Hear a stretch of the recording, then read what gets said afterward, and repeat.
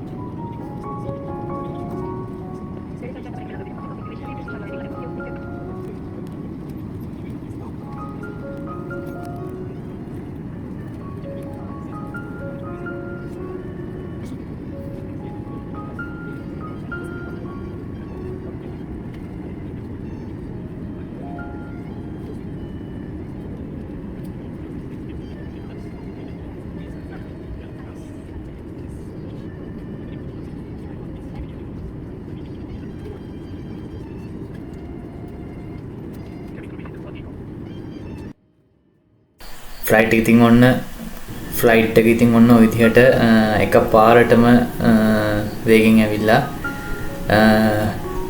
උඩට උස්සද්දී අර ඇඟට මාර අර ඇඟ හිරිවැටලා යන අමුතුම නිකන් එක කියා ගන්න බෑ. ෆීලින් එක මාර වෙනස්. ඉතින් ඒ ෆීලින් එක මාර විදිහට එක දැනුණ ඇඟටම ඉතින් පාවෙලා යනවා වගේ ස්වභාවයක් තමයි ඉතින් ඒ වෙලාවේ ඇඟට දැනුනේ.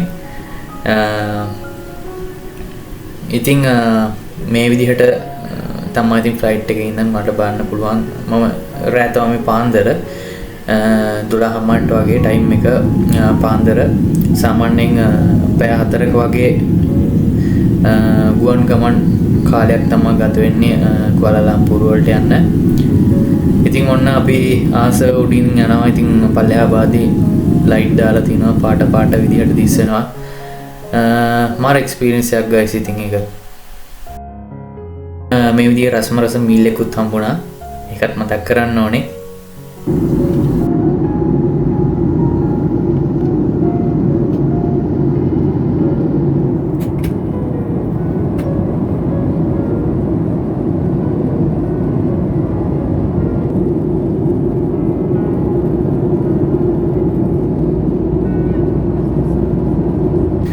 සමහරක් වෙලාවට ඈතින් ඉර පායනවා වගේ කහපාට ගිනි බෝලේ වගේ ඉර පායන විදිහ දකින්න පුළුවන්.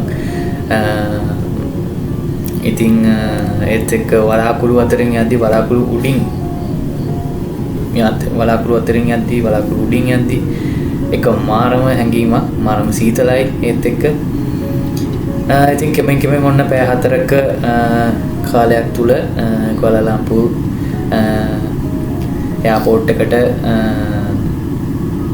කෙමෙන් ළඟා වුණා.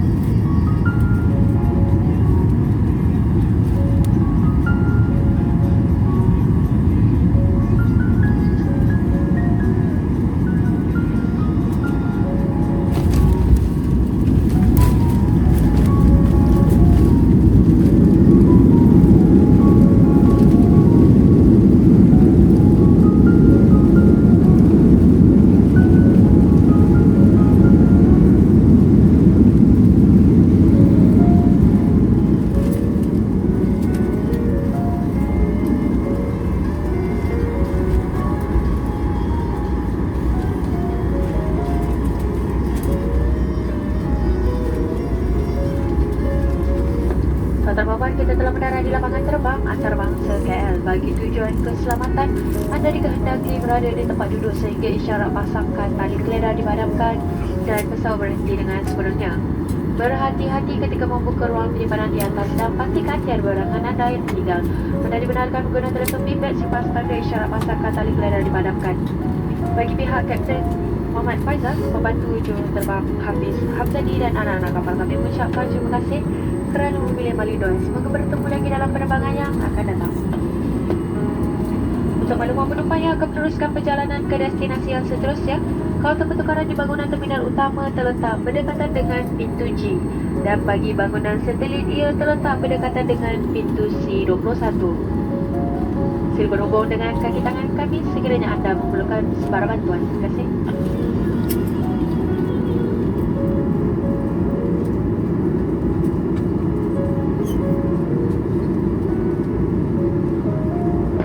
Ladies and gentlemen, we have landed at KL International Airport.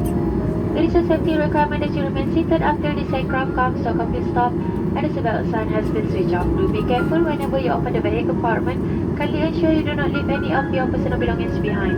You may use your mobile phone after the seatbelt sign is switched off. On behalf of Captain Muhammad Faisal, co-pilot Hafiz Hamzani and the rest of the crew, we thank you for flying with Malindo Air. We look forward to see you again and have a good day. To passengers with onward connecting flights, you may proceed to our transfer desk.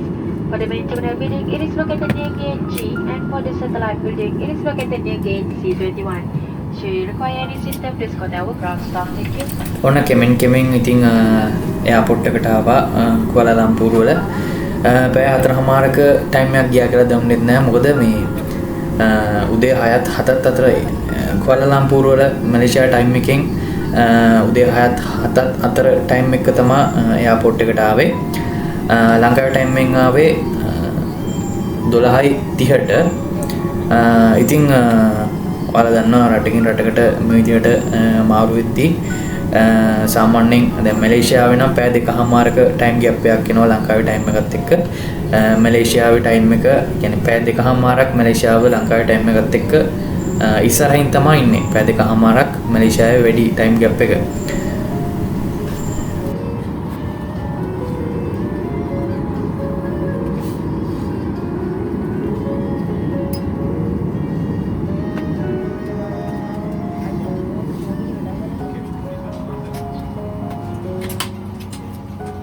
Flight බාන ground එකකින් බැස්සට පස්සේ එතනින් අපිව drop කරන්න එනවා bus එකක්.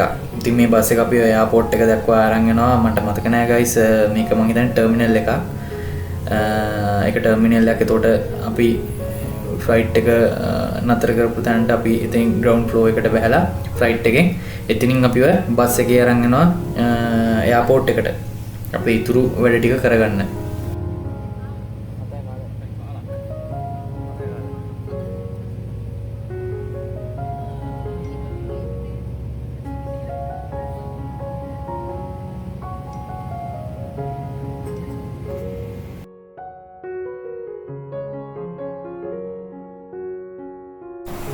Guys ඉතින් අලුත් නගරයක් ඔන්න හැමදේම මට අලුත් වුණා.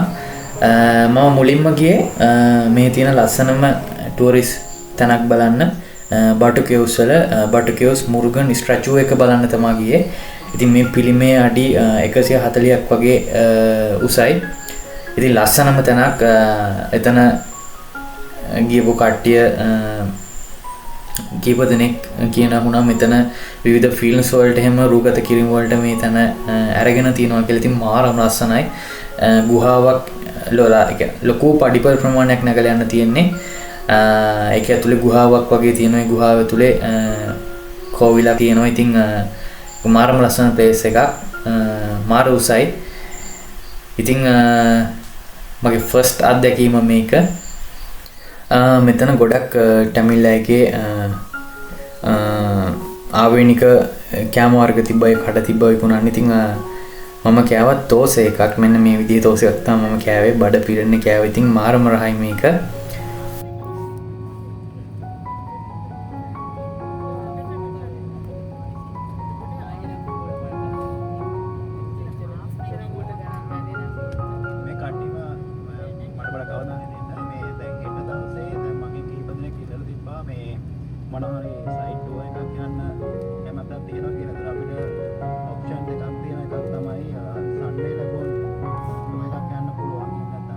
ඉතින් මම ඊළඟට යන්නේ ට්වින්ස් ටවර් බලන්න. මේක තියෙන්නේ කුවාලාලම්පූර් වල. ඉතින් බටකේව් සිඳන් කුවාලාලම්පූර් වලට ගියා මම ට්වින්ස් ටවර් බලන්න.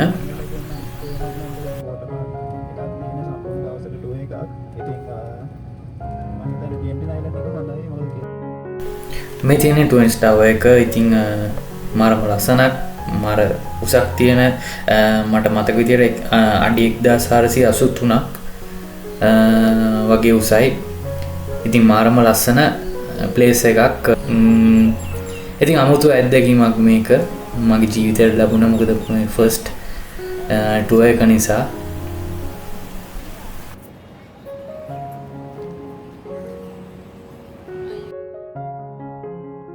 මේ තමයි කුවාලාලම්පූර් සිටි එක. ඉතින් මාරම බිසි. මම මේ ටුවර් එකේදී නවතන් ගත්තේ කුවාලාලම්පූර් වල හොටෙල් එක. ඉතින් මේ තමයි මම හිටිය හොටෙල් එකේ රූම් එක.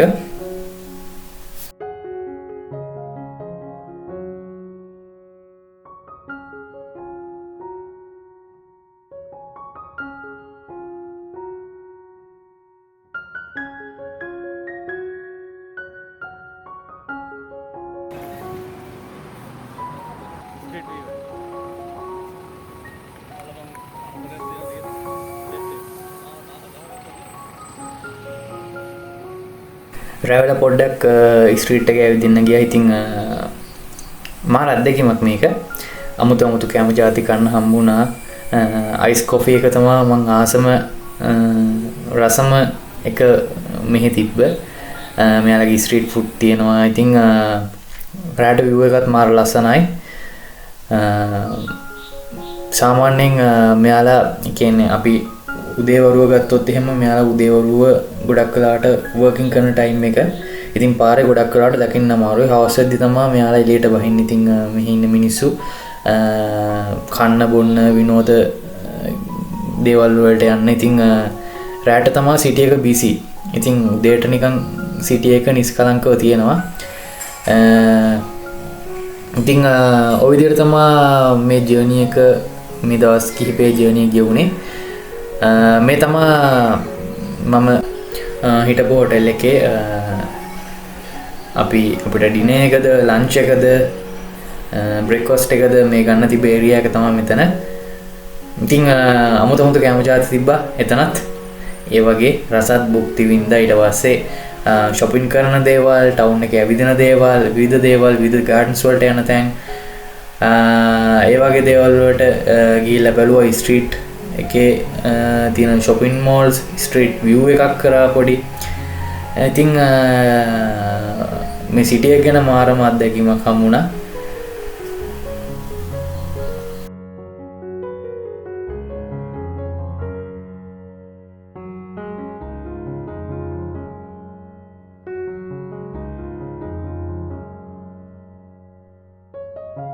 එක්ස්පීරියන්ස් එක තමයි මේක. ඉතින් ෆස්ට් ටයිම් මෙට්‍රෝ එක යන එක.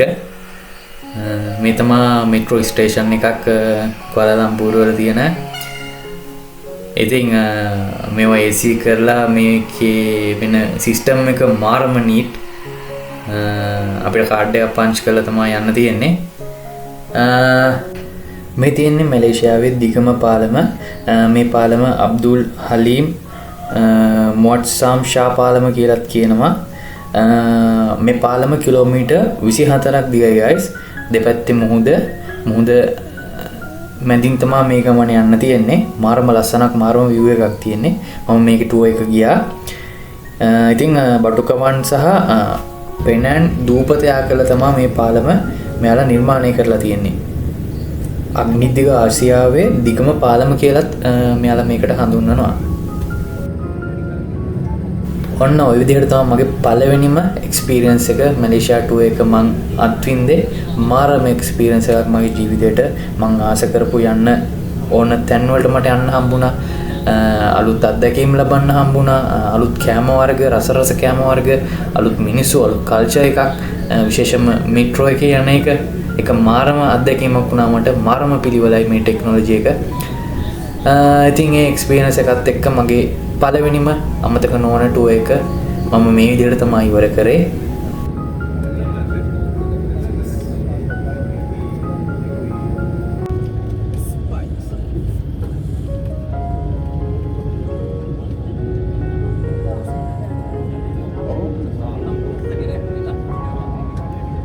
ඉතින් ගයිස් ලංකාවට එද්දි මෙන්න මේ වගේ රසම රස මීල් එක්කුත් එයා ලයින් එකෙන් ආයෙ මට හම්බුණා.